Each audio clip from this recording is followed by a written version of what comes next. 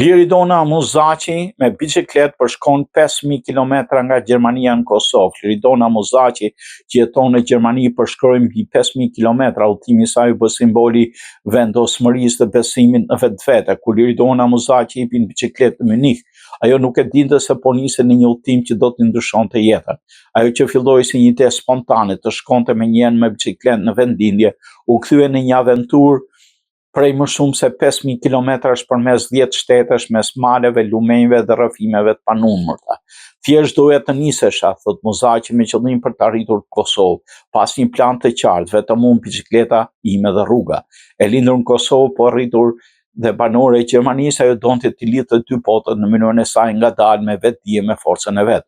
Rruga e saj kaloi nga Myniu në për Austri, Italinë Veriore, Sloveni, Ungari, Slovaki, Serbi, Bullgari, Rumani, Maqedoninë e Veriut, Shqipëri deri në Kosovë. Mes rrugës ajo ndalonte her pas here në Austri, Sloveni për të shijuar natyrën, në Rumani për të pushuar shpirtin, në Shqipëri qëndroi madje një muaj të tërë për të njohur më mirë vendin. Shqipëria më magnetit, tregon ajo, peizazhi është magnetës, njerëzit jashtëzakonisht të ngrohtë, u ndjeva njëkohësisht e lirë dhe e lidhur me gjithçka.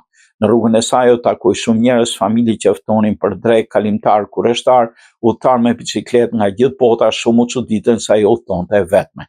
Do udhtosh si grua e vet me shpellën gjallë, habi, thot Muzaci. Po pothuajse kudo më pritën me respekt, ndihmë dhe admirim.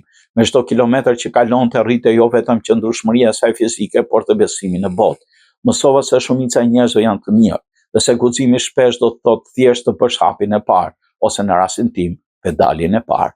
Tenda ishte shtëpia e saj, bicikleta shoqëruesja e përhershme, kam fjetur në vende të pabesueshme, kujton ajo në liçenën në Pyje në Maja Malore, kur zgjohem në mëngjes dhe dielli lind mbi kodra, kupton se çfarë do të thotë liria vërtet. Natyra, thot ajo, e mësohet të jetojë në çast. Me bicikletë përjeton botën me ritmin e saj, ndjen çdo ngjitje, çdo frymëre, çdo aromë. Kur më në fund arriti në Kosovë, ajo ishte fizikisht e lodhur, por shpirtërisht e mbushur plot. Kam mbritur në atë tim, thot ajo. Por Liridona Muzacin, udhëtimi nuk ishte vetëm një sfidë sportive, ishte një kthim tek rrënjët, por dhe një deklaratë për pavarësi.